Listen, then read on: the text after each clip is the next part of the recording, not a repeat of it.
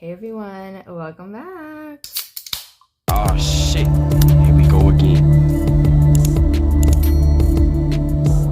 Alright, so welcome to my channel if you are new, but alright, we like to do reactions, commentary, story times, makeup, a little bit of everything. We do some cooking over here, so it's a little bit of everything for everyone. If that's your vibe, go ahead and subscribe. What's up, you guys? So influencers are going back to the 9 to 5. I didn't think I can't lie, like, I didn't think I would see stuff like this happening because it's always the other way around, like, the people doing the 9 to 5, become the influencers, but you know what? Life happens, things change. Really interesting to see this video. It is about, about 10 minutes, 30 seconds. I may stop, do commentary, we may listen, I don't really know, but yeah, let's talk about it. Influencers going back to 9 to 5.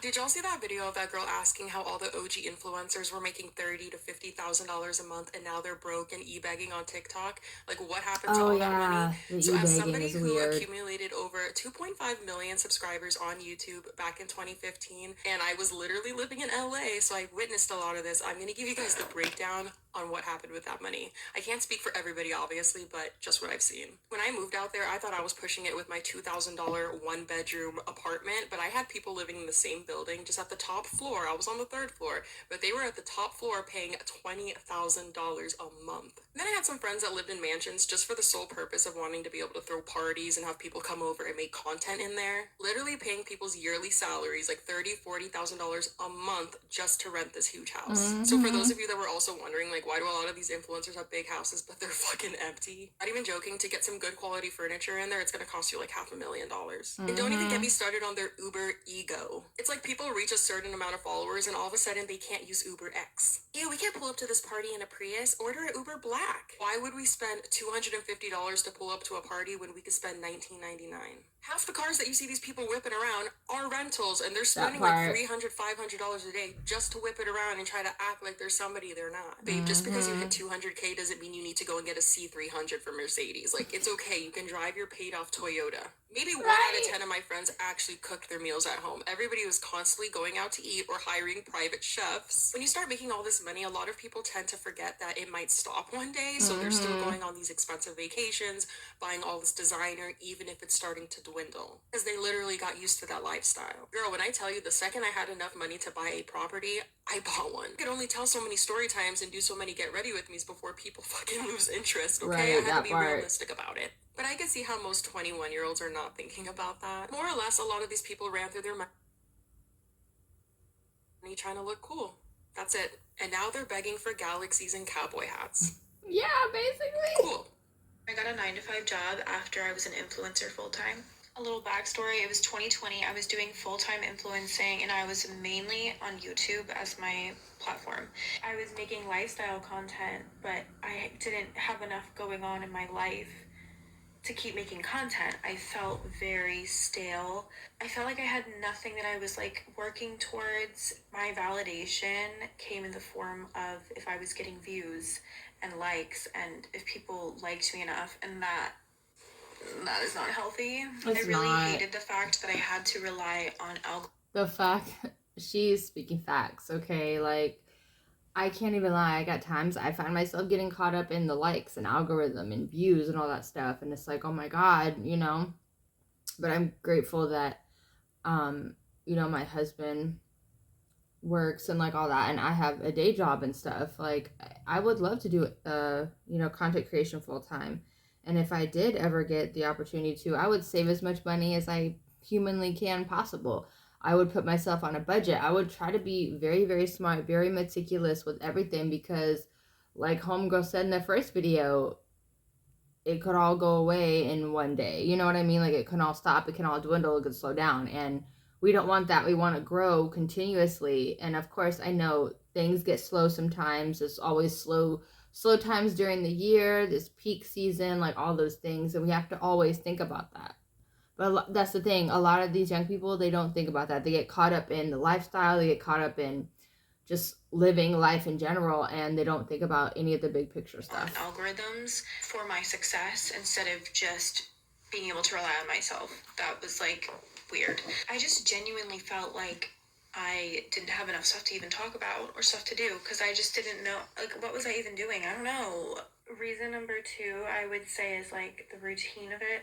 Having an actual job and the structure of that is just, it's actually so nice. And I do work remotely. I work from home, so I can't speak on like going into an office. I think that's a lot harder than like working a remote job, but it's just nice to have that structure to your day. Reason number 3, I would say, is stability.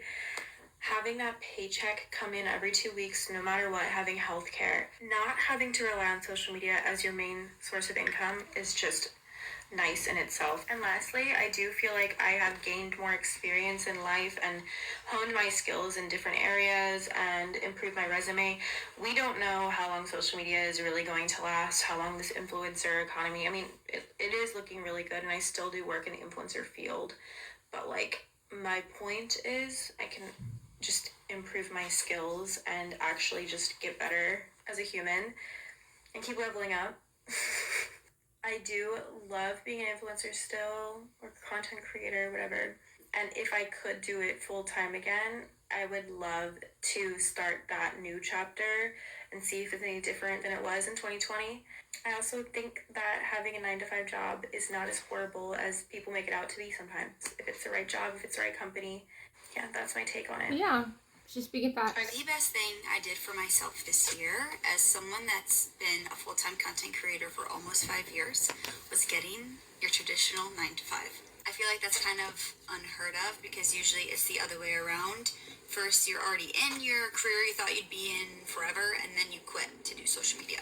But I've never known what I wanted to be when I grew up, so I just kind of threw myself into social media. But I didn't know what I wanted to be when I grew up, so here we are.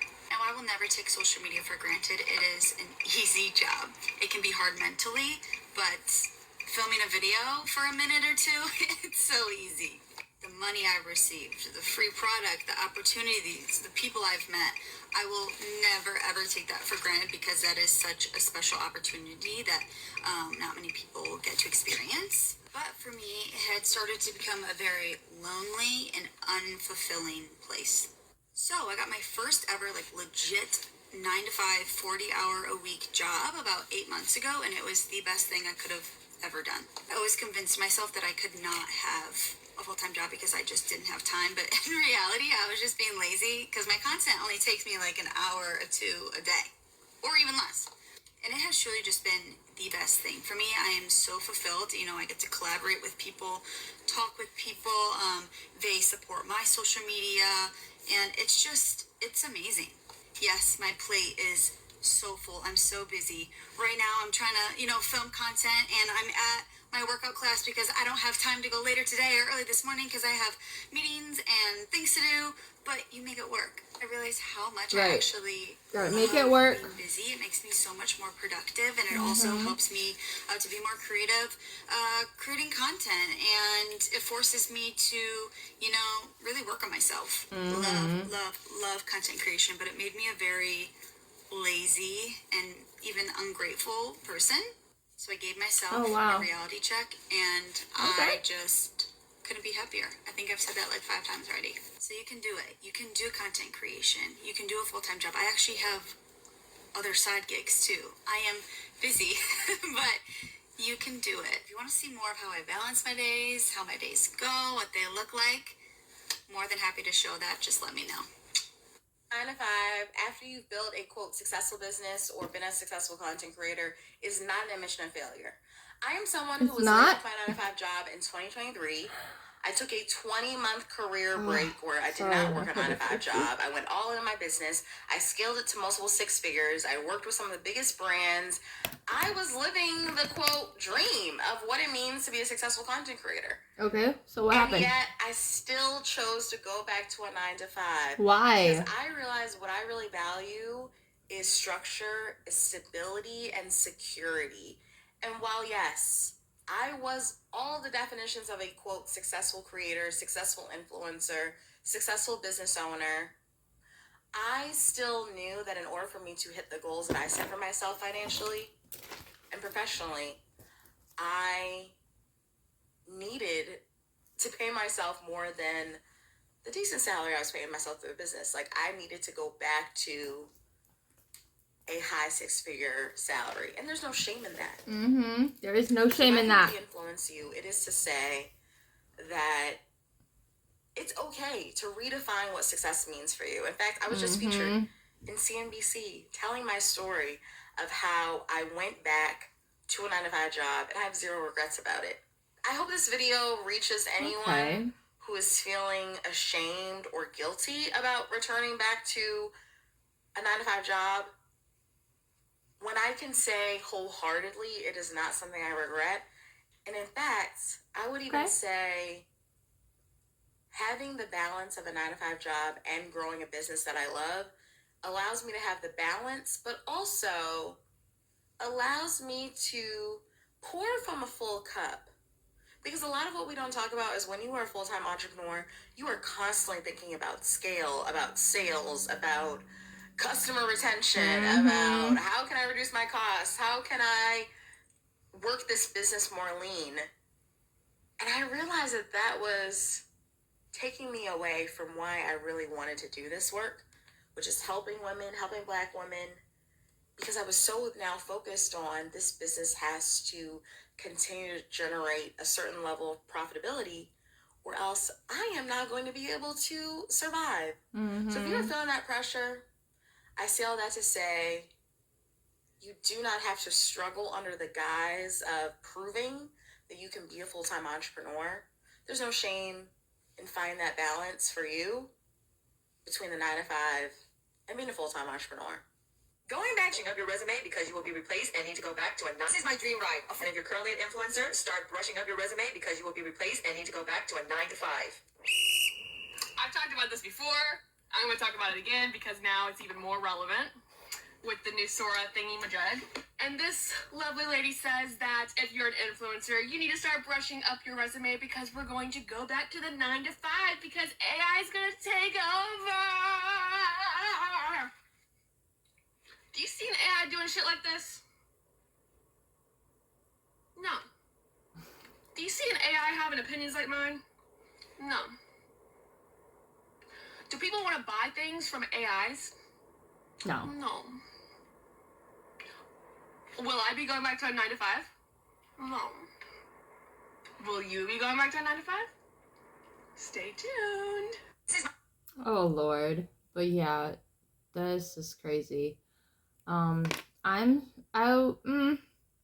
was a little surprised when I kept seeing influencers and content creators talking about going back to the 9-to-5 grind. I can't even lie, your girl was surprised. And then a little bit not surprised, because things change. Not everything is going to stay the same forever. Companies are going to want new faces, fresh faces, new look, rebrand, all those things. So for me, always having a backup plan, always having some type of stability. Like Homegirl was saying, I had to write this down. All right, the structure, the stability, and the security of having a 9-to-5 is what drives me. I'm learning that now over time.